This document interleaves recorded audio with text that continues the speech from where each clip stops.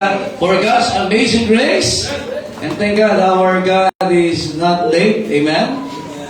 It's always ahead. Amen? Kaya salamat sa biyaya. We are serving a true and living God. Amen? Ngayong umaga ho, our topic will be living grace. Living grace. Amen? At ang pamumuhay po sa mundong ibabaw na ito ay biyaya pa rin. Amen? Our salvation is by grace. Actually, ang pagpunta natin sa langit is by grace. Pero wala pa tayo sa langit. That's why we need to live also by grace. And open your Bibles, please, to 2 Corinthians chapter number 1. What a good song. Amen? Sabi ng awitin na yan. Praise the Lord. 2 Corinthians chapter number 1, verse number 12. And then mamaya po yung 1 Peter. Alright, 2 Corinthians 1:12. If you are there, say amen. Okay, tayo po ay magbasa 2 Corinthians 1:12. Ready now? Read. For our rejoicing is this, the testimony of our conscience, that in simplicity and godly sincerity, not with fleshly wisdom, but by the grace of God, we have had our conversation in the world, and more abundantly to you ward. So makita natin sinasabi ni Pablo dito sa ikalawang sulat niya sa mga taga-Korinto, yung tinatawag na testimony. Ang testimony talks about life. Amen? Yung patotoo. Amen? Tandaan natin na nasa mundong ito, mga kapatid, we need not to be pretentious. Are you saved? Huwag kang, ano sa tawag yung pretend? Mag-pretend. Na ikaw ay mapagpanggap. Hindi ka na taga-mundo. Kaya huwag kang magpanggap na parang taga-mundo ka pa rin.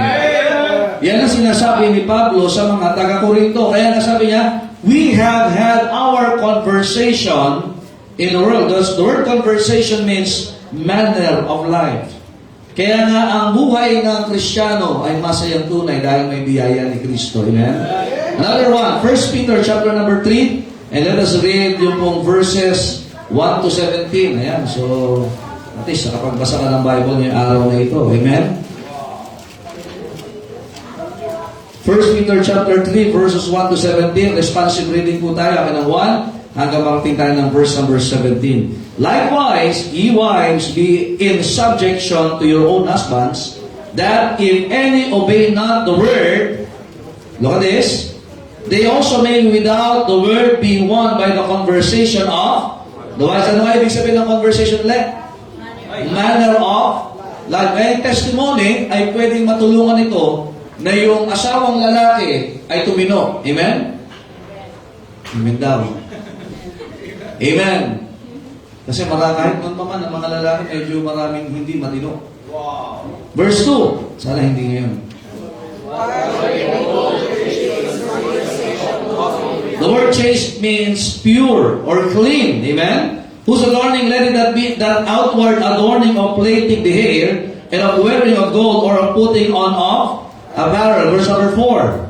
But let it be the hidden man of the heart, in that which is not corruptible, even the ornament of meaning by the Spirit, which is the sight of God the freedom. Kaya nga dapat ang misis ay meron siyang meek and quiet spirit. Tagalogin ko po maamo at mapayapang espiritu.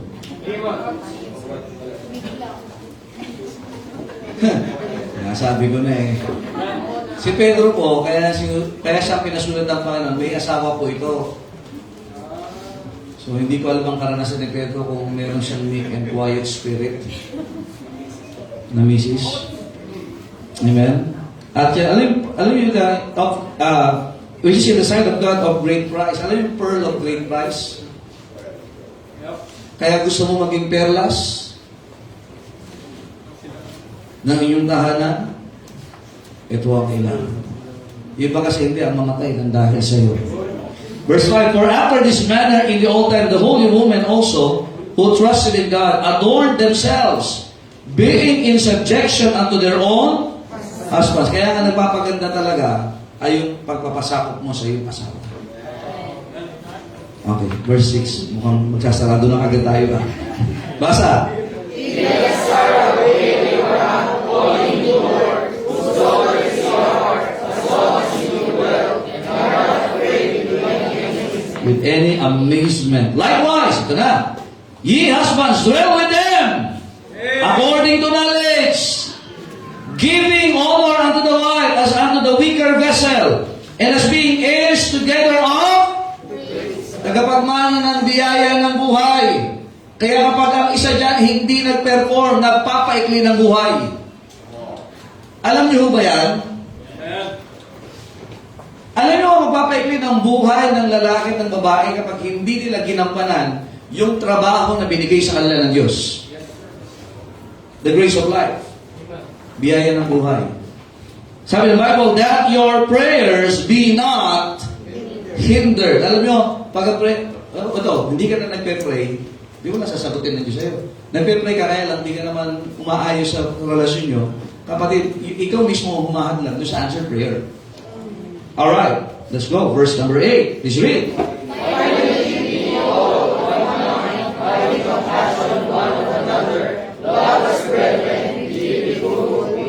Not, courteous yan ha? Not rendering evil for evil. Yung pagka masama ang ginawa sa'yo, masama din ang gagawin mo. Or railing for railing. But contrariwise, blessing, knowing that ye are thereunto called, that ye should inherit a... Hindi yung an eye for an eye, and a tooth for a tooth, ubus na ang ngipin ng iba. Bulat na karamihan. Nakikinig ba kayo, man? That is not the living that God wants us to have. Kaya nga ba, Krisyano ka na, iba na ang buhay natin at yan pamumuhay ng biyaya na Diyos yan. Pag ang buhay natin ay kamukha ng mundo, hindi yan biyaya. Nandiyan ba kayo, man? Verse 10, please read.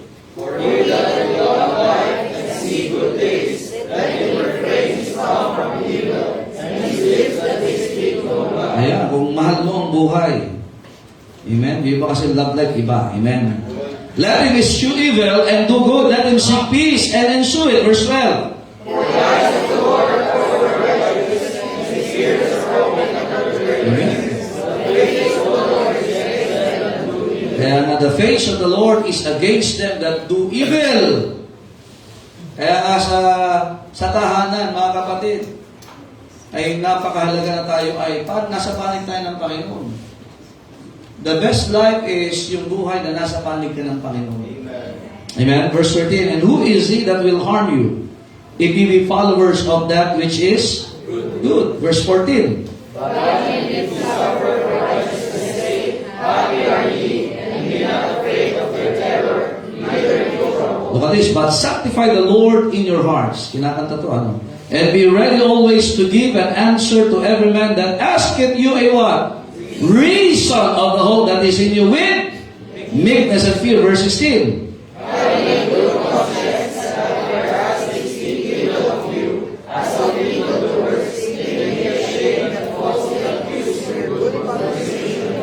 Ayan, may false accuser talaga. Now, verse 7, for it is better if the will of God be so that ye suffer for well-doing than for evil-doing. Okay naman mahirapan ka dahil tama yung ginagawa mo. Kaysa naman nahihirapan ka na mali ang buhay mo. So, dalawa na, pwede ka mahirapan dahil tama ang buhay mo. Pero pwede ka mahirapan na mali ang buhay mo. So, pag-usapan natin, buhay ka pa ba ngayon? So now, this grace is for us. Now, we have a secured salvation. And that's grace. We have a secured place. That's heaven. Pero wala pa tayo sa heaven. Mamaya, kausap mo na yung asawa mo. Kasusap mo yung anak mo. Mamaya, may mga makakasalamuha ka mga tao. Bukas, sa mga susunod na araw. Hanggang buhay tayo. So what we need are principles, paano mabuhay. Kasi marami sa atin naghahanap buhay, pero hindi nabubuhay para sa biyaya ng Diyos. Amen. Kaya sabi, pabuhay ko to. Huwag niyo akong pakialaman.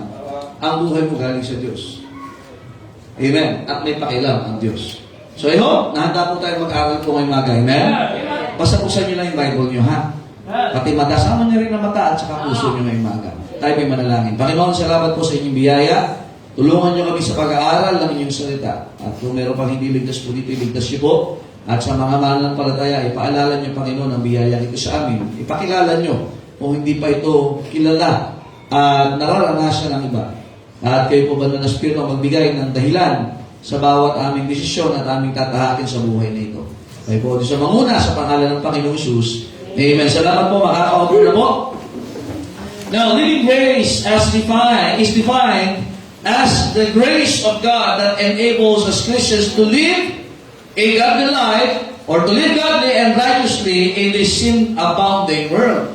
Na paano tayo mamumuhay ng makadiyos at matuwid sa mundong makasalanan ito. Nakikinig ba kayo, amen?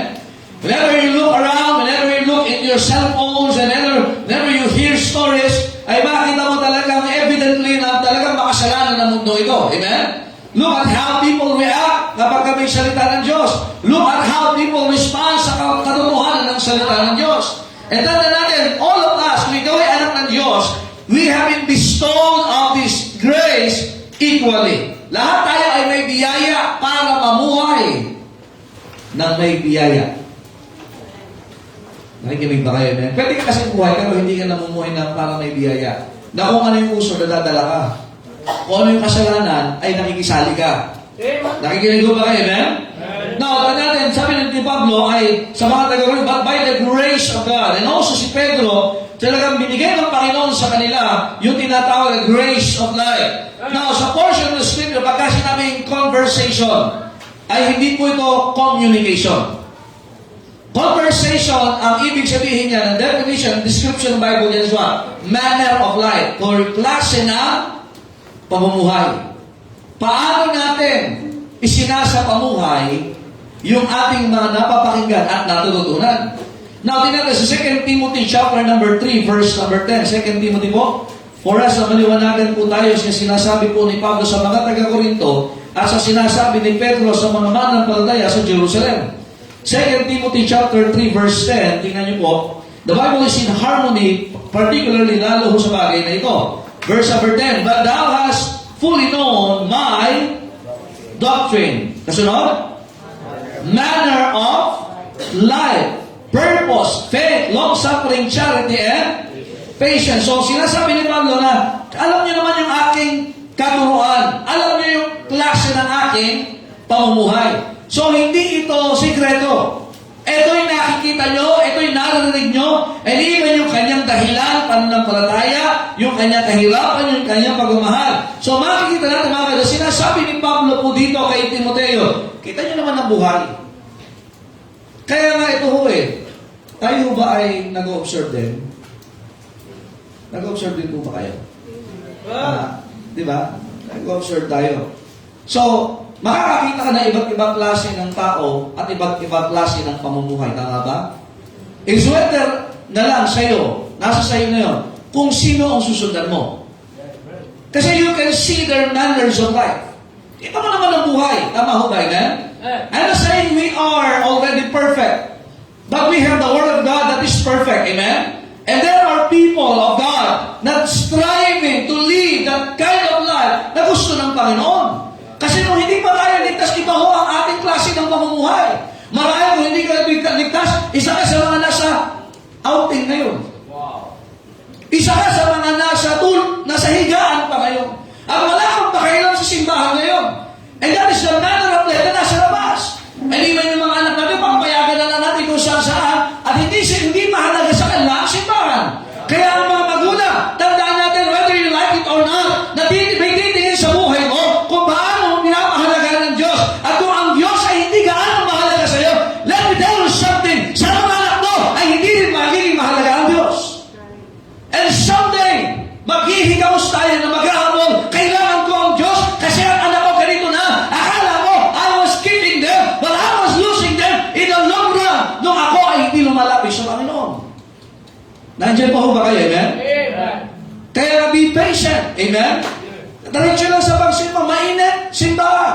Maulan, simba. May problema, simba, amen? Masaya ka, sumimba ka. Tinabakala ka, sumimba ka.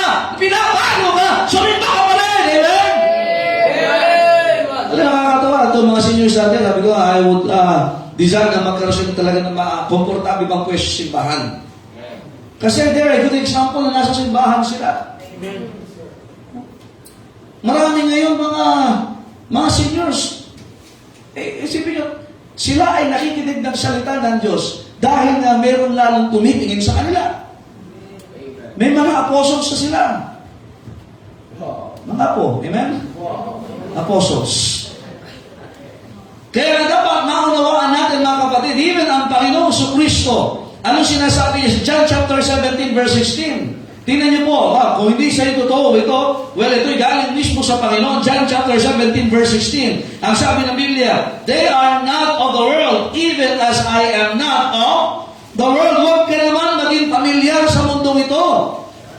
Okay lang at home ka sa Jollibee, pero huwag kang at home sa mundong ito. Kasi papunta ka ng langit. Yun nga papunta ng US, nag-aaral ng kultura, lingwahe na pupunta sa USA. Kung ikaw ay pupunta sa Japan, mag-aaral ka ng lingwahe, hindi Hongo, ilan? Mag-aaral ka ng kultura kasi papunta ka doon. Pambihira, ikaw ay anak ng Diyos, hindi mo pinaaral, hindi mo sinasanay ang sarili mo doon sa lugar na pupunta mo na mas matagal. Amen. Which is langit. Kaya marami doon, maninibago pa pag nagkantahan doon. Kasi walang kakanta doon ng kinakanta sa video, okay? Nandiyan ba ho ba kayo? Hindi usong bathing suit po doon. Hello? Are you listening? Kaya makikita rin, ang mundong ito, they have this principle, survival of the fittest. Ang malakas, siya ang magwawagi. Pero yan ba ang kalooban ng Diyos sa atin? Hindi po yun ang kalooban ng Panginoon sa atin. Are you listening, amen? Ang mundo ito, may prinsipyo, gagamitin mo ako, gagamitin din kita. Kaya mga gamit kayo. Pag yung people naman, bagay sila. So, nasa na kaya yung mga totoong tao? Amen? Kasi nakakakita tayo ng gamit, nakakakita tayo ng bagay. Asa kaya mga tao ng Diyos? Amen! Are you listening? Kaya nga yung morality sa mundong ito ay napakatindi ho. No, kaya nga dito ho, mga kapatid, marami din sa atin minsan ang emphasis natin is what? Nagiging biktima tayo ng outward appearances. Nadadaan ka sa panlabas. Tama ba? Sa 1 Samuel 16:7, anong sabi ng Panginoon? Si Saul, si Haring Saul, nabiktima po ng mga Israelita, nabiktima sila ng outward appearance. 1 Samuel 16, verse number 7, ano sabi ng Bible? But the Lord said unto Samuel, look not on his countenance or on the height of his stature, because I have refused him. Kaya kahit gwapo, kahit maganda, pag nirefuse ng Panginoon, ay tumigil ka. Amen? Kaya ngayon, masyado ang tao suwat sa outward appearance, papogi, maganda, wala namang problema dyan eh. Pero hindi ibig sabihin na maayos ang itsura niya na spiritual na yan. Nakikinig ko ba kayo? Even Satan himself can transform into an angel of light. And by the way, ang diablo hindi sa'yo magbibigay ng pangit. Ang panukso lagi ng diablo is what? Kahali-hali na sa paningin. Kaya yung kasabihan ng mga people, pangit man sa inyong paningin. Pero sa Diyos, ako ay tumitingin. Amen. Wow, amen. 1 Peter chapter 3, kaya nga marami nabibiktima sa itsura. Sa panlabas, kaya sabi nila, siguro pag meron ako nito, masaya kasi mukha silang masaya. Siguro pag nagkaganito ako'y mas masaya sa buhay na ito. Totoo nga ba? Kung itsura ang dahilan na magiging successful ng isang marriage, walang magdi-divorce. Nandiyan pa ba kayo? Maputi na yung asawa, nasawa sa maputi, maitim naman tao. Outward appearances. Parang ito, mukhang okay ito kasi may pera. Kaya minsan nakarinig ako ng mga magulang, Pastor, yung naliligaw sa anak ko, may kakayanan. Kristyano ba? Hindi nga eh. Pero pwede na kasi may sasakyan naman, may bahay, may trabaho. Yan ang pamantayan mo ngayon. Wow! Ay, hindi mo mahal ang anak mo. Mahal mo lang yung pangalan mo, pero hindi mo mahal ang anak mo. Gwapong-gwapo sa mga nakamotor. Pag sumilit ito, rum, rum, rum. pogi niya, nakamotor siya. Mga biktima ng itsura. Pasal siya okay lang ang pangit. Hindi rin ako. Nabiktima ka sa itsura, nanlait ka. Dalawa lang yan, nahalina ka at nanlait ka, parehong kasalanan yan. Amen? Amen? Sa 1 Peter chapter 3, sorry, what a comfort.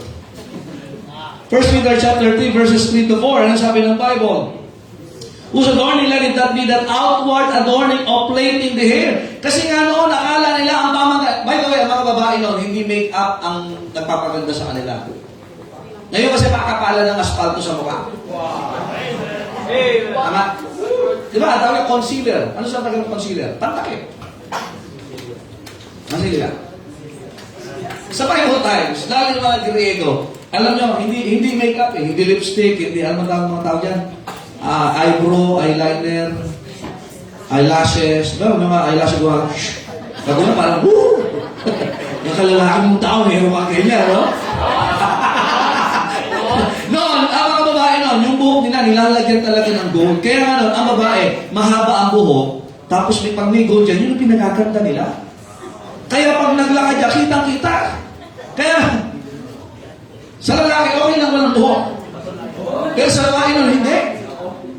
Talagang yan o, kaya nga, ang pamantayan is what? Outward adorning of plaiting the hair and of wearing of gold or of putting on of apparel. Pambihira yung buhok, talaga pinagaganda nila yan, pinahahaba nila yan, meron pang gintuyan, so may mga, and then yung kanilang panamit, pag naglakad sila, ay ngayon, pambihira, ano ang maganda sa mundo ngayon? Walang damit. Di ba yung pamantayan ng mundo ngayon? Walang damit.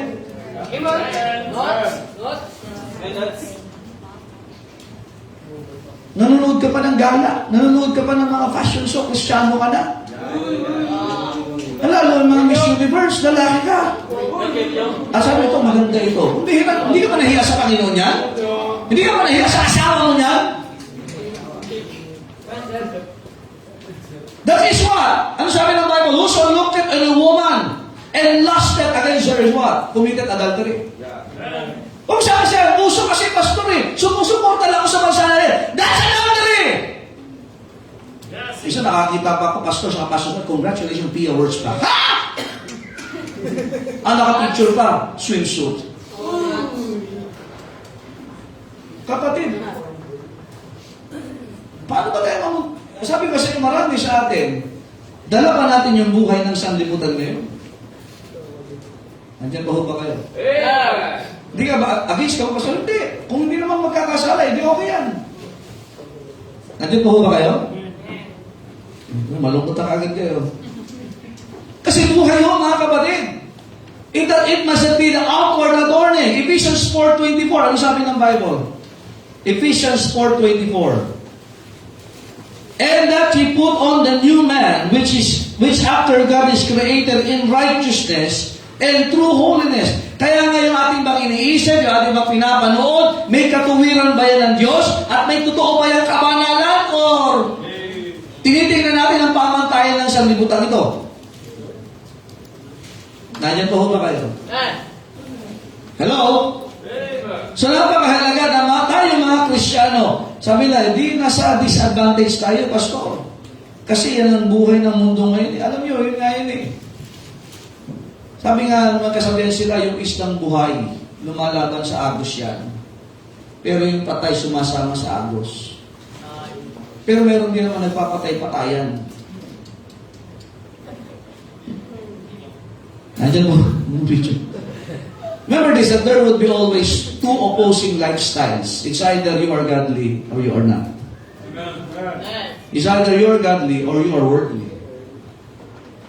Hello? Kaya tayo sa mga magulang, lalo na pag magulang ka na, anong buhay ngayon ang nakikita sa atin ng ating mga anak?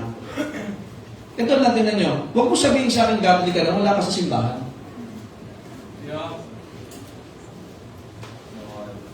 I'm not saying, pastor, perfect ba lahat ng simbahan? Hindi. But it's the first step. Have you ever heard this statement na kahit wala ako sa church, hindi man ako nakakalimot? Ano po ba kayo? Para sabihin ng anak mo, kahit naman di ako nasa doon sa magulang ko, mahal ko pa rin naman sila. That's hypocrisy. Kasi sabi ng Panginoon, if you love me, keep my commandments. Okay. So, living grace. Kapain mo nga na sarili mo ngayon, nasa mundo ka pa ba? Huwag mong dalawa, kapain mo. Mamauna ka niyan. Natala natin mga kapatid, number 1, in verse number 5, yung ating text po, sa 1 Peter chapter number 1, tingnan po natin. 1 Peter chapter 1, sorry, chapter 3, chapter 3, verse number 1, verse number 5, sabi ng Bible po, for after this manner in the old time, the holy woman also what? Who trusted in God. So sila yung mga mananampalataya, adorned themselves. Nagbibihis din naman, being in subjection unto their own. Sa verse number 3, ang tingin nila lang, pag sabing adorning, hello? Binibihisan. Sabi natin sa tag, kinokoloretean.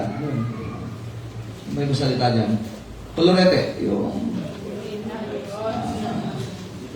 decoration. Accessories. Yung maganda. Mahirap pagka no? Okay. So, yung alam nila, pag kaya, nagbibihis talaga. So, ngayon, ano pa talaga ang totoong nagpapaganda? Yung lumang bihis. Nandiyan ba kayo? Sinasabi ni Pedro dito, after this manner in the old and the holy one also trusted in God, adorned themselves. So, nagpapaganda rin pala sila. So, pag Kristyano pala, kahit may asawa ka na, nagpapaganda ka pa rin. Physically, huwag mo papabayaan ang sarili mo. Kasi pag pinabayaan mo sarili mo, that is not Christianity. Ladies.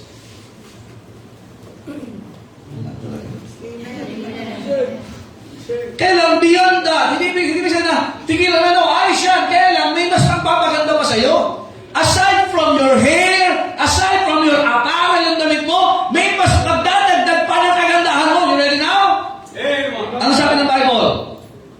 Being in subjection unto their own husbands. Apa, maganda ka na. Mas lalo ka pang gaganda pag nagpapasakot ka sa asawa mong lalaki. So number 1, living grace welds our family. Welds yung welding. Amen? Well, amen? Amen? Nakaraan dito sa nung nakaraan, yung higa nila, kasi binili ko yung bakal. Yung mga murahin lang naman.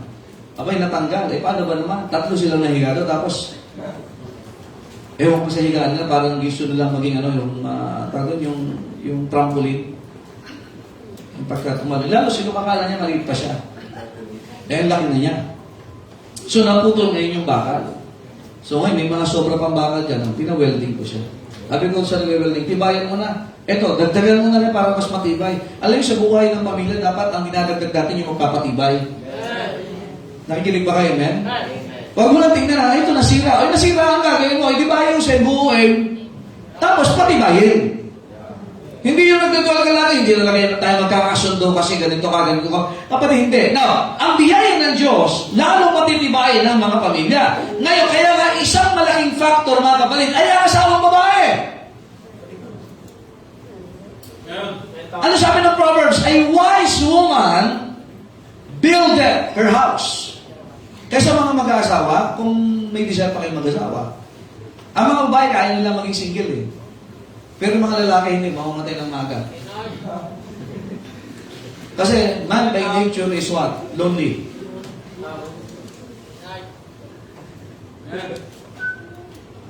Sige. Kaya nagpapahaba ng buhay ng mga lalaki, asawang babae. Wow, yun. Sila din nagpapaikli. Okay!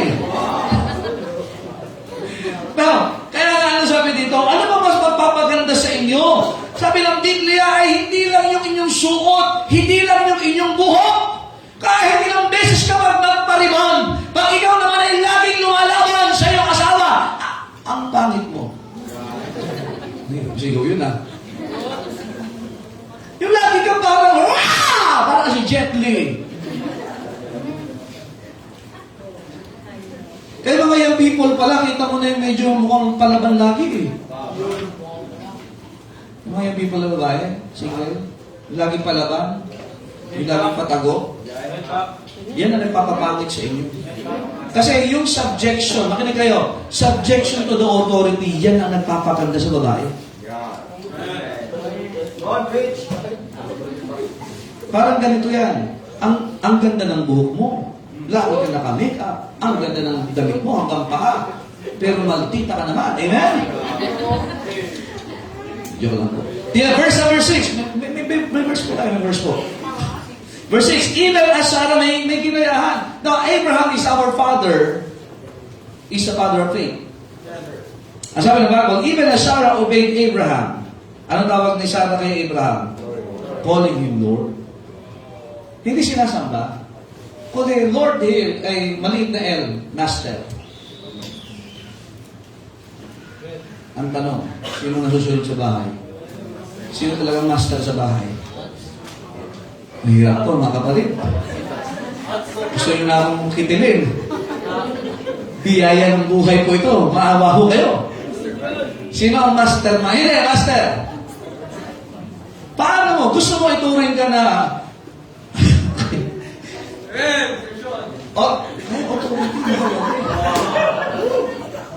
sabi mo, sige, hindi namin problema yan, pastor. Wag kang, paano nga po magkaroon ka? Hindi nga, ikaw, may ka-counselan ka naman. Hindi mo kasi kailangan maranasan mo para matutunan mo. Lampasan na kayo natin to. Yun pala nagpapaganda talaga. Pero pag ikaw ay kumpleto kolorete, kumpleto ka, pati paa mo, pedicure, pedicure ka, may manicure ka, pero lagi may kalmutang iyong asawa, amen? Okay ba yun? Hindi ka pumigil. Sige. So, tuloy tayo, ha? So, magpapatibay. Ladies, I love you the Lord, amen? Amen. Verse 7 na tayo. Lampasan na natin ito. Okay, likewise, yun, sa mga asawang lalaki naman tayo. Ito, sa mga, dwell with them according to knowledge. What? The word dwell, it has been used in the Bible na maraming beses. Pag sabing dwell, nanahan, to stay. Nakikinig ba kayo? Siya sa residente. When we got saved, the Holy Spirit dwell in this body. In particularly in our hearts. Amen? Are you saved? So, ang Banal Espiritu, nag-dwell na sa atin, kaya nga, He is the earnest of our salvation. No, kaya nag-dwell, ibig sabihin, hindi naaalis yan. Until the redemption of the purchase, possession, Ephesians chapter number 1. So, kailan lang po yan na, pagdating po natin sa langit. Now, ngayon, ginamit yung salitang dwell para sa lalaki. Sa Proverbs, ano sabi? It is better to dwell in the corner of the housetop than to dwell with a brawling woman. Bakit pa nag-iingay ang mga babae? Hinalintulad sila sa continual dropping. Ano yung tulog ng tubig? Tik, tik, tik, tik, tik, tik, tik. Ganyan. Sino, akala mo na, rinig mo pa rin siya. So, kaya nga iba yung nature pala, maingay pala talaga ang mga ano. Kaya, anong problema dyan? Actually, ang problema dito, tanda natin, everything rises or falls on leadership. Sino ba ang kinalagaan ng Diyos sa tahanan na mag-lead? Ha? Lalaki. Ang prinsipyo ng Biblia, dwell with them according to knowledge. Kaya nga dapat yung people pa lang, natututo na. Kung kayo ay nagpe-pray na makapagpamilya balang araw, ngayon mag-aasawa ka, kulang ka sa knowledge, huwag mo mag-asawa. Baka manakit ka. Knowledge, kaya nga dapat kung sino man dapat ang lagi nagpupursige sa simbahan, yung lalaki. Yung people pala, ngayon pa lang. Lalo na kung may pamilya ka na. Kaya alam niyo kung bakit magulo ang tahanan? Hindi dahil sa babae. Lalaki. Everything rises or falls on leadership.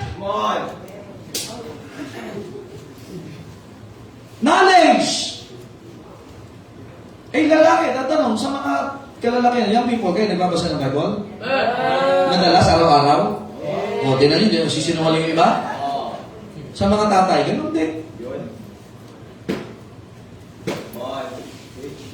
Eh, pag ang lalaki masyadong matampuhin, imagine mga lalaki ngayon, matampuhin, toyuin, maramdamin. Ay, hindi knowledge yan eh. Huwag kayo magalit sa akin.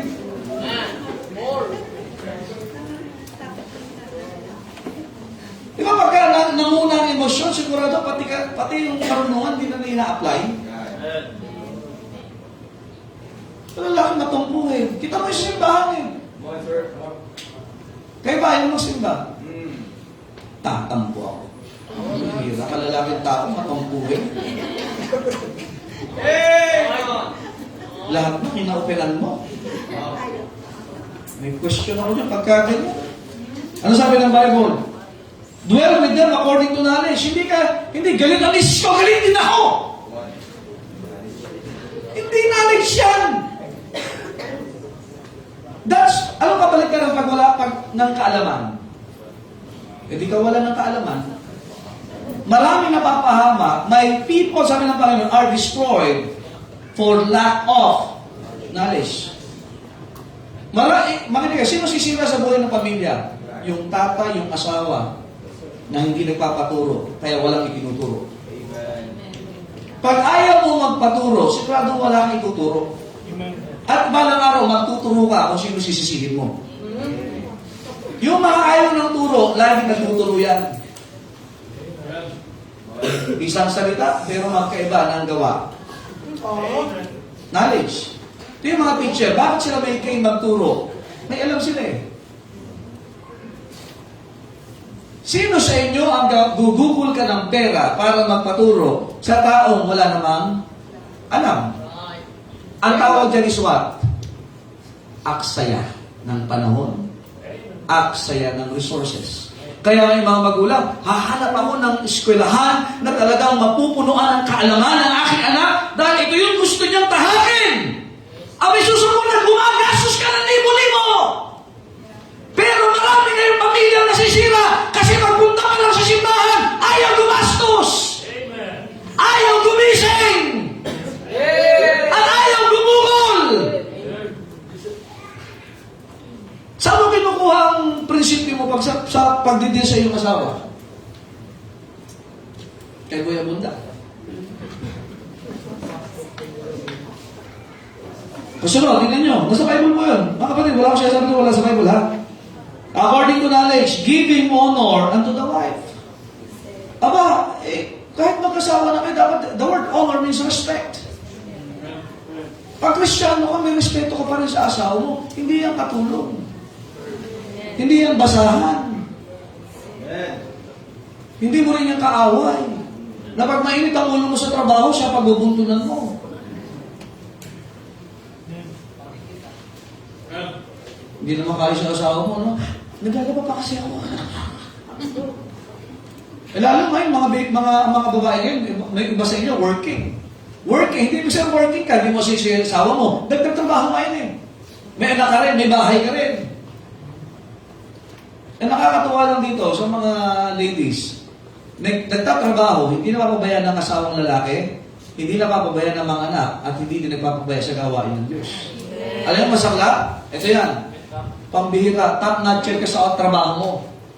You're a top-notcher wife. You're a great mother, pero wala ka sa gawain. So you are showing a bad example now sa iyong anak na hindi mahalaga ang church. Bakit? Baka pinag-usapan. Kaya sa mga asawang lalaki, do you give honor to your wife? Hindi mo kaya asawang yan ay parang silang slaves. And they are not object of pleasure. Husbands, honor them.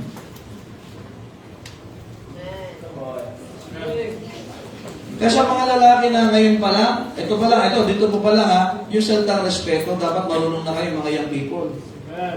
Eh kung kayo ay nagtatago ng relasyon, ngayon pala sigurado pagdating ng araw nagpamilya kayo, sigurado marami ka rin itatago sa asawa mo. Wala ka respeto sa magulang yan eh. Eh sabi ko dito, pag manliligaw ka, kausapin mo may magulang, huwag yung babae. Yung magulang yan eh. Kayo naman mga young people na babae, aba, bigyan nyo naman ang dangal ng sarili nyo. Ang mahal-mahal ng gasto sa inyo. Hindi kayo pamigay. Hindi kayo pang buy one, take one. Eh, pastor, bakit ako hindi pa nagkakasawa? Ibig sabihin, hindi pa maabot yung honor mo. Hindi nila kaya yung presyo. Eh, huwag ka magbababa ng presyo. Amen? Nandiyan pa kayo? Kaya mga kapatid, tutulungan tayo ng biyayang ito, mamuhay ng tama. Also, living grace brings brotherly compassion. Verse 8. Finally, be all of one mind, having compassion one of another. Love us, brethren. Be pitiful, be courteous. Kaya, alam, isang ayaw natin yung too much familiarity.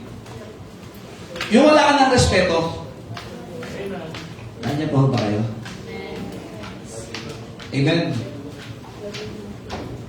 Nandiyan po. Wala na tayo mausap pa. Brotherly compassion. Now, compassion has been defined as love in action. Di ka na nagmamahal. Now, pag sinabi, ito yung klase ng pag-ibig na tutulak sa isang tao na gumawa para mapunuan yung pangangailangan ng iba. That's compassion. Compassion is not, nakita mo may pangangailangan, pero wala ka namang ginawa. That's not compassion. Nagpas ka lang doon. You just pass doon. Amen. Pero compassion, nakita mo pa may pangangailangan, hindi ka lang naawa, hindi ka lang nag-recognize, pero may ginawa ka para maibsan o mapunaan yung pangangailangan. That's compassion. O ito, compassion is this. This is not for individuals alone. Okay, kita natin ang yung mga bata sa likod, naiinitan. Tama? We love them. Tama? But that's not enough. Kita mo yung pangangailangan. Anong gagawin natin para maibsan yung kanilang init doon? Gagawa tayo ng paraan. Nakikinig ba kayo? Amen. Kanina sa Sunday school lang nakikinig ako. Tingnan nyo, dati electric pan lang, okay na sa atin, tama? Pero sabi nyo, hindi kaya ng mga may edad na. Lalo pag tag-init dito sa Noveleta, ang lapit natin sa araw. So nag-pray, yung mga nakakita, nag-commit, amen? Bagamat di man lahat na nag-commit ay nagbigay, amen? Sakit po eh. Talagang kita ho ng mga ano dito eh. Pero kailangan natin gawin. Kahit hindi gagawin ng iba. Yan ang compassion. Kahit tayo iba'y tumigil na, dapat gawin pa rin natin. Amen. So winning is what? Compassion. Yeah, when he saw the multitudes, the Lord Jesus Christ, he was moved with what? Love without an action is just what? Ang tawag dyan? Pag-ibig na wala namang ginagawa. That's hypocrisy. Parang nanay mo, nakita mo, pagod na, kapaplansya lang, halalaba lang, naguhugas ang plato, pambihira. Inutuso mo, anak, yung tubig. Tapos sabihin mo, mahal mo ang nanay mo. Yung tatay mo, galing trabaho man lang, pambihira. Wala man lang mag-abot ng chinilas. Wala man lang magtimpla ng kape kung nagkakape pa yan. Tapos may project po ako, kailangan ko na ganito. Teka, compassion muna tayo. Kasi bahang ganun din. Nakita nyo, may pangangailangan. Kailangan ng tao. Kaya makinig ko mga kapatid. Sabi ni Pablo dito, ito lang, be pitiful, love us brethren. Hindi lang namimili ka ng mamahalin. Mahal ko to kasi close kami. Pero paano pag iyo pa, di mo nakaklose, di mo kakilala sa simbahan. Di ka mag-involve. Amen? O tayo, pag may NBYC, di ba nag-sponsor tayo sa mga young people? Tama ho ba? Kaya mga ino-sponsor na, sana ayusin ninyo, ha? Yan ay pagmamahal ng mga tao sa inyo para makarating kayo doon. Hello? Yan mga kapatid, love was spread and also, living grace batters evil by good. Yan, verse number 9, 1 Peter chapter 3, verse 9. Not rendering evil for evil. Kung ikaw'y ginawa ng masama, huwag mong gantihan ng masama. Kung nagsalita ng pangit laban sa iyo, huwag mong gantihan ng pangit din laban sa kanila.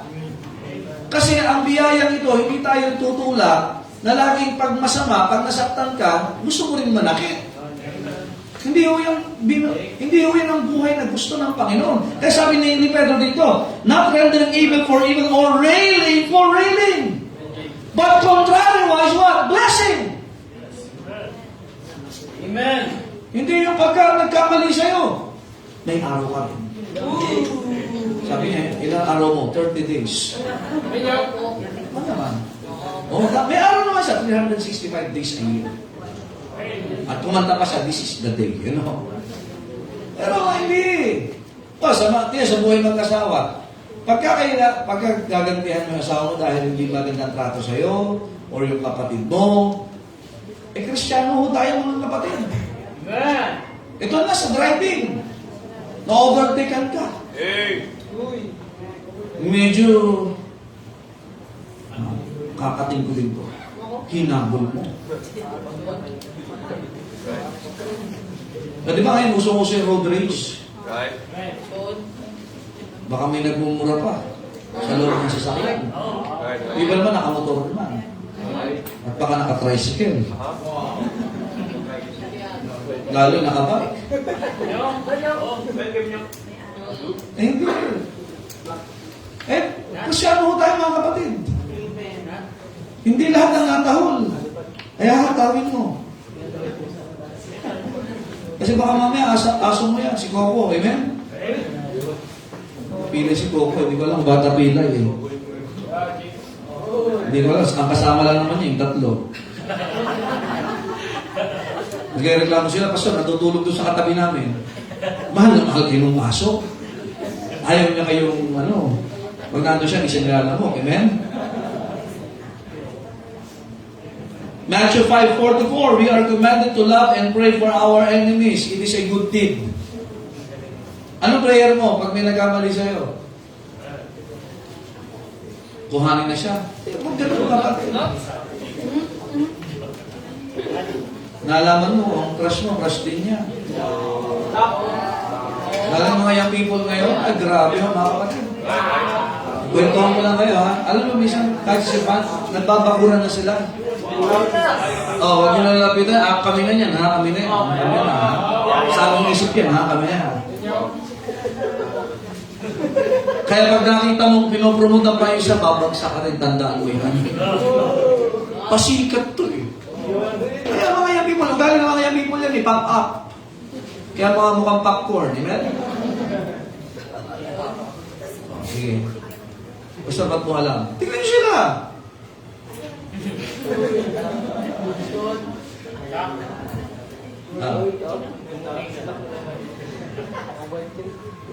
Amen. Kaya minsan magsusuntukan pa yung mga yan. Siya na lang, pastor eh! Sasakta ko siya! Ay, minsan ulit, nasa conference ako sa Lucena yata, no? Kasama ka? Sino kasama ko doon? Kasama ka ba ng Gerald? Hindi. Napauwi ako dito, di pa tapos yung conference, pastor, sakit lang po. Sabi ko sa Rudy Kalaya. May nagsuntukan po nung full time eh, mabihira. Imagine ninyo, yan po nakakamatay ng maaga sa pastor eh. Yung mga full time na nag-aaway. Kaya kami napabalik ulit dito eh. Actually, pinagamit kami ng bahay dito sa Karenville, ni Ate Marilyn. Sabi ko, ayos dito, doon na kayo napunta nun. Napabalik kami dito. Kasi pag malibit, nag-aaway mga full time.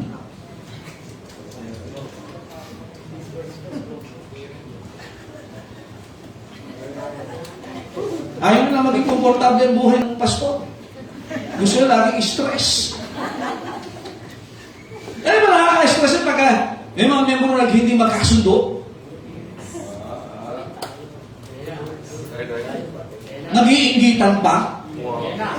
Bakit yan laging pinakakanta? Bakit yan?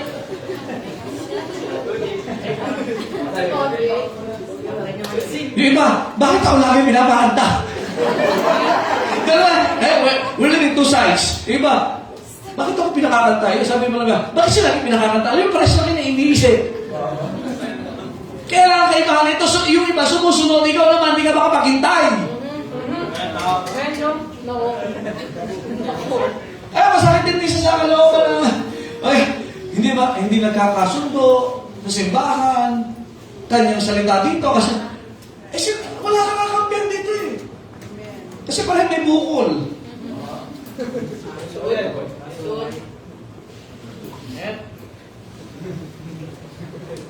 Sa mga magulang, hindi favoritism eh. Ito lang mo, ang favor, ibinibigay doon sa sumusunod. Na bakit tayo hindi nakakaranas ng favor? Bakit hindi ka nasunod? Sabi ng Deuteronomy chapter 11, a blessing if you will what? Obey even God himself gave privileges and opportunities such as favor sa mga Kristiyan na nasunod sa Kanya. Why would God bless a Christian or a believer na hindi naman nasunod sa Kanya? And if you are a wise parent, kapag ang anak mo di nasunod, gagantuan mo ba para siya matuloy magkasala? O dapat bahag na ka yun? Kasi kailangan sumunod sa Panginoon. Na kaya mga kapatid, it's a good thing na tayo ay nagpapatawad sa nagkakamali sa atin. Amen? Kasi nagkakamali din tayo. Pero pag lagi kang nakatingin na lang sa pagkakamali ng iba, ay specialist ka na. Also, giving our tithes and offering is a deed to be accomplished by His grace. Malaki treated. Biyaya ng Diyos yun eh. Iba marami hindi pa natututunan to. Sa buhay na ito, dalawa lang yan. Ikaw ba ay taker lang or giver ka rin? All of us, mind you, makinig kayo, lahat tayo ay taker. Lahat tayo ay receiver. Lahat ang meron tayo galing sa Diyos. Tama? Okay, no question. Are we receiving something from God? Yes. But the question, another question. How about, are you giving something that you have received from God? Biyaya din yan. Kasi hanggang buhay ka, whether you like it or not, magbibigay. Kailangan mo magbigay. Okay, pag-giving talaga wala na. Hanggang buhay, we should be faithful in our church services. Hebrews 10:25. Kaya mga kapatid, it batters evil by good. Lamangan natin. Being not overcome of evil, Romans chapter 12, but overcome evil with good. Hindi yung lagi na lang nasama ng loob mo. Balang araw. Pangit yan, mga kapatid. Yung pakiramdam mo, nagawa ka ng masama, gawan mo na mabuti yung gumawa sa paligid mo na gumawa ng masama sa'yo.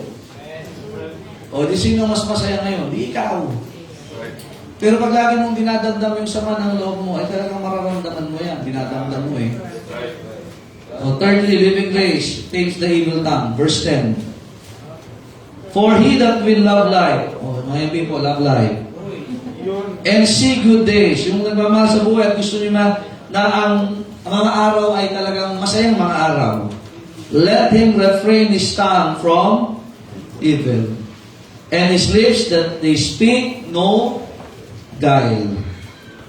Kapatid, yung biyaya ng alam nyo, dapat na-tame yung ating dila na hindi magsalita ng mga bagay na hindi maganda.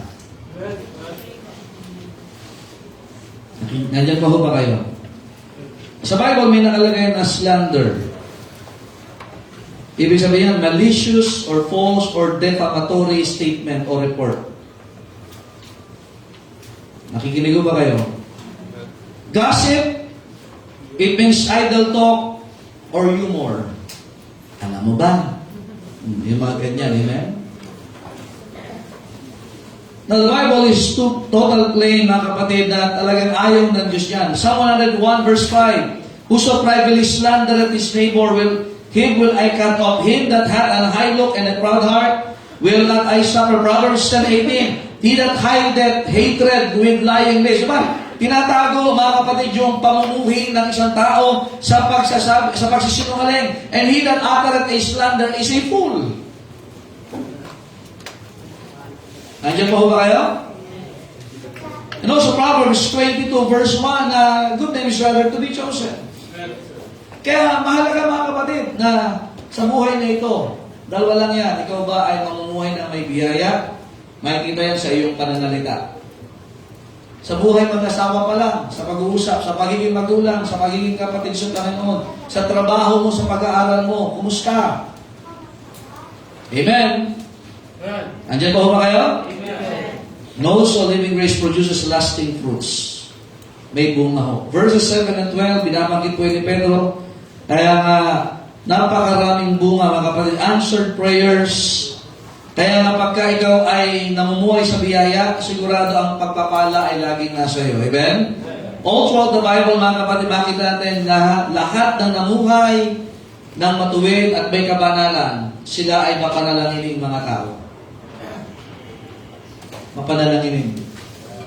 Moses, his prayers were answered because he was living righteously. Gideon, si Hannah, si Elijah, Zacharias, and all throughout the early church, mga kapatid, namuhay sila ng may biyaya. Anong inaasahan nila? Yung kasagutan sa Panginoon. Hindi dahilan na masama ang nangyayari sa paligid, ay mamumuhay ka na rin kagaya nila. Another example si Daniel. Daniel served. Ilang kingdom ang pinaglingkuran niya. Hindi lahat mabuti. Marami doon mabalasik. Pero bakit siya pinromote ng Panginoon? Because of that grace. Ulitin ko, hindi ibig sabihin masama yung ginagawa na nasa paligid mo, makikisama ka na rin. Kasama ka nila, pero huwag ka makisama. Nandiyan po ba kayo? Minsan, ito, pag hindi ka namuhay dito at Kristiyano ka na, baka maipit ka sa isang sitwasyon na hindi mo naman talaga ginusto yan, kaya lang napasama ka. Nandiyan po ba kayo? The same thing with Mordecai. Pinag-isipan siya ng masama, ginawan siya ng masama, ginawan pa nga siya ng tawag doon, nung bigtihan, mas Tagalog yun? Tagalog eh, English yun eh. Basta bigtihan, pinag-prepare siya ni Haman, pero sinong nabigti doon? Si Haman, hindi si Mordecai. Nandiyan ba ba kayo? Kaya nga, panatilihin lang natin na nasa panig tayo lagi ng Panginoon. At wala kang dapat ikatakot pag namumuhay ka ng may nasa kalooban ng Diyos. Ito lang ang prinsipyo. One thing that I have learned from Pastor Ed, any issue, pag totoo, ayusin mo. Pag hindi totoo, i-ignore mo. Ganun kasimple. Prinsipyo ni Pedro, ganun din. Amen? Kaya nga makita natin yan po ay buhay, biyaya. Kaya nga kahit sa mga mananampalataya, ang biyaya po ay dapat ay nakikita sa buhay natin. Amen. Hindi lang po sa, makinig kayo, pag sabi mo hindi lang sa simbahan, mamaya pag-uwi mo sa bahay, bukas pagpasok mo sa trabaho, kita mo yan. Kita mo kapag ka ang tao is what? Hindi namumuhay ng may biyaya. Kasi lagi siyang nasasaktan. Nandiyan pa ba kayo? At pag nasasaktan, anong gustong gawin niya? Pero pag may, ayun, gumaganti. Pero pag may biyaya ka, hindi. Part ito na may plano ang Panginoon dito. Nakakatulog ka pati ng mahimbing. Kaya kahit sa Diyos, nakakatulog ka. Ebidensya ng biyaya. Di ba? Ang mundo ito, yan na ho yung kinagis na nating mundo eh. Dahil sa kasalanan. Kaya ang mga mananampalataya is kakaiba talaga. Kung nagmumura sila, di ka magmumura. Kung corrupt sila, wala kang magagawa. Pero huwag ka sumama. Kung may nandadaya, huwag ka mandaya. Kung may hindi naglilingkod, dapat mo sa bahay hindi naglilingkod, sumama ka sa naglilingkod. Amen? Ang tawag yung biyaya ng buhay.